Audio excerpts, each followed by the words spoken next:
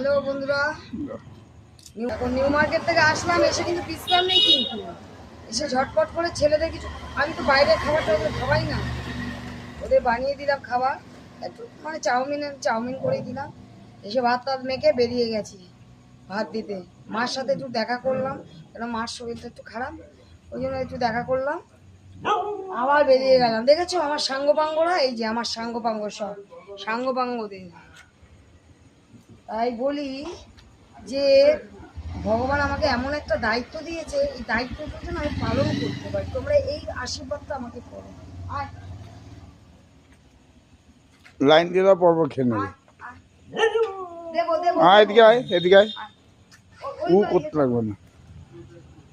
নে লাচুরি নে। আমার আর কোমর নেই, চলো। ওকে পাচ্ছি না, যাই না কোথাও, ওদিকে মনে, চলো চলো ওইদিকে দেবো। আমি তোমার এদিকে, তুই তো ওখানে খেয়ে আসলি, ওরা মনে হচ্ছে খেয়ে এসছে ওখানে। চলো ওই সাধুকে দেবো।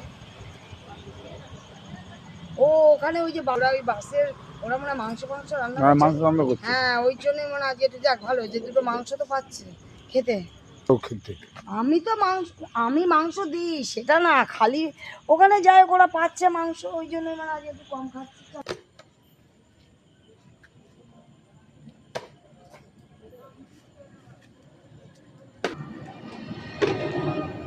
আমার আর কোমর নেই।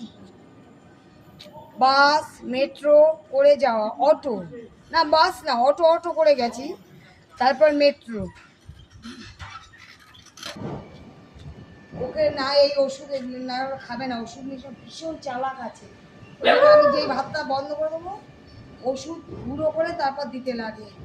এই আর জলদা চিনি মিনি, এই সারাদিন পরে বন্ধুরা এখন নামালাম, আবার ওদের ওপরে নিয়ে যাব।